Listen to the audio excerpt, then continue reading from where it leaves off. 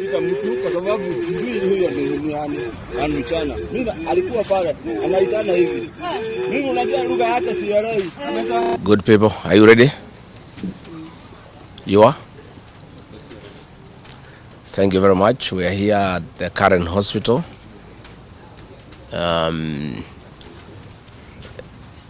To see the Honorable George Koimburi, the Honorable Member of Parliament for Juja, who was brought here in critical condition. Last Friday, the Honorable George Koimburi had a function in his constituency in a place called Gachororo, and he had a serious engagement with his constituents. In fact, I had the opportunity to address those people through the phone. And after he left the ceremony, he was accosted by officers from the DCI who chased him, and he was able to escape using a motorbike with the help of the local constituents. His vehicle was impounded and his driver was arrested. That vehicle is still in the hands of the DCI. And on Sunday, when he was in church, immediately after the service, 2 undercover agents of a killer squad that has been put in place to deal with elected leaders who are not supportive of William Ruto abducted him in full glare of the church members, and in the process almost harmed his wife. It is not known where he was taken to, but after a serious search early this morning, he was found in a coffee plantation in Kipichoi, that is in the Githunguri constituency, badly beaten and in very serious condition. He was taken to a hospital for first aid and later brought here where he was admitted. And I've just seen him and I've talked to the doctors, and they have confirmed that the Honorable George Koimburi was tortured by professionals.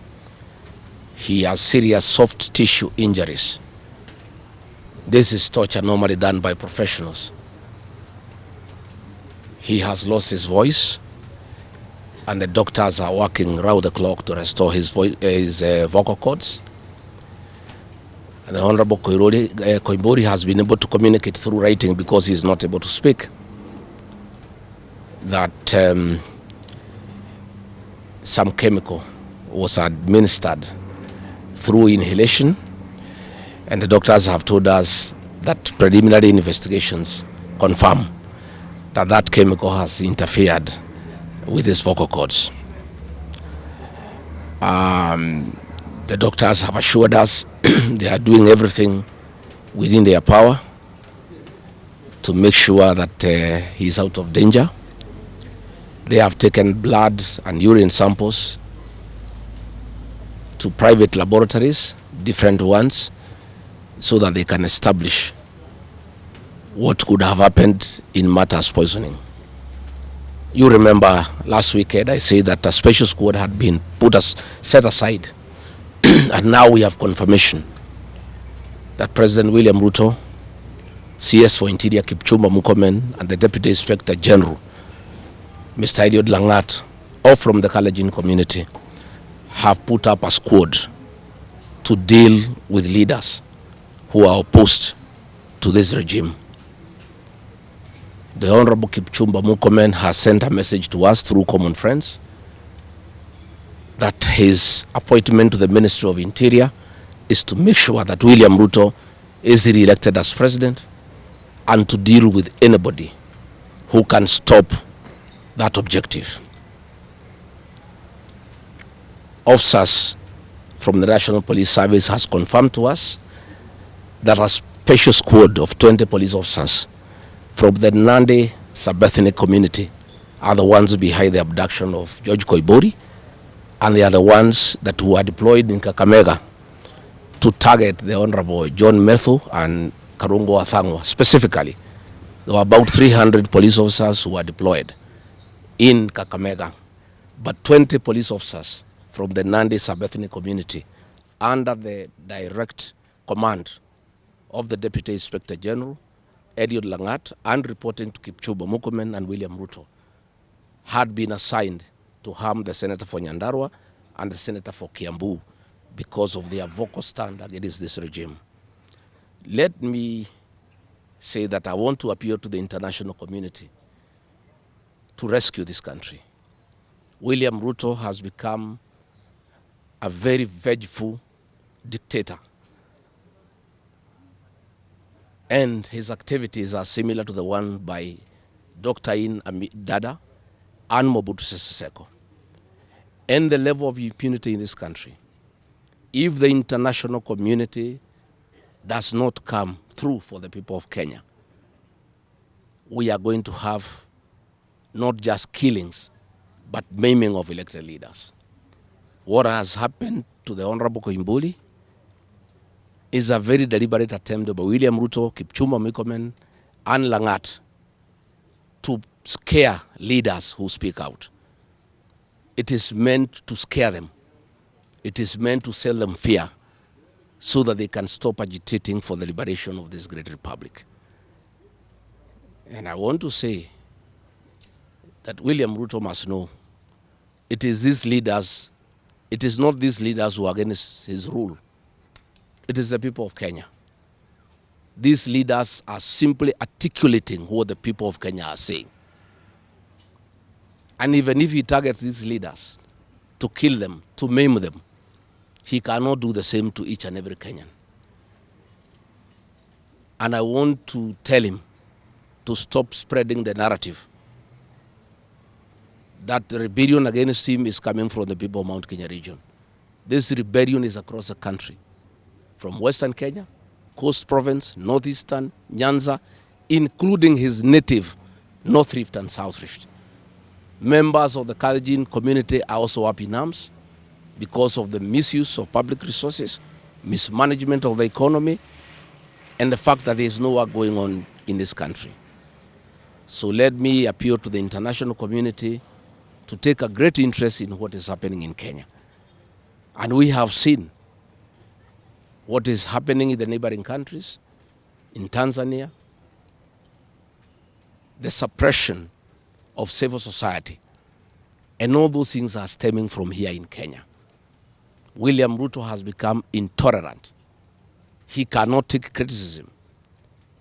And the reality of one term is slowly sinking into him, that has sent him into serious desperation, that he has now formed a killer squad of his sub-ethnic community of the Nandi to deal with leaders. Let me ask the people of Kenya to be calm. I want to ask the supporters of the Honorable Koimburi to stay calm. We'll do everything possible to make sure that we are more careful in the face of the repression that is going on. You are aware that members of parliament opposed to this regime, their bodyguards have been disarmed so that they stop going for meetings and feel vulnerable. But it is very clear why they have been disarmed is to allow members of that gang that has been formed by the president to abduct them and to threaten them. And if anything happens to these members of parliament, to any leader in this country opposed to William Ruto, the president will be held to account. And let me tell William Ruto, people of Kenya cannot elect you by force. They elected you on their own free will. You are a popular leader 3 years ago, and you messed yourself up through bad governance, one-man rule, theft of public resources, wanton corruption, and tribalism. You cannot blame any of us here for the situation you find yourself in. The one-term movement is unstoppable, and there is nothing the president can do. He can kill these leaders, He can abduct them, he can torture them, but he cannot do that to all the people of Kenya. So I want to urge members of parliament and senators and others not to give up. Nobody can die from morning to evening. You can only die once. And the tree of liberation will be watered by blood. The Honorable George Koimburi is a hero of the Kenyan people. What he has undergone, the torture, the pain he is in, the anguish to his family members is not in vain. This liberation will take place, it will happen. And let me conclude by asking the Kenyan people not to be intimidated. Kenya is a constitutional democracy. They are entitled to cast their vote the way they want. And William Ruto cannot force the people of Kenya to elect him. And there is nothing he can do about it.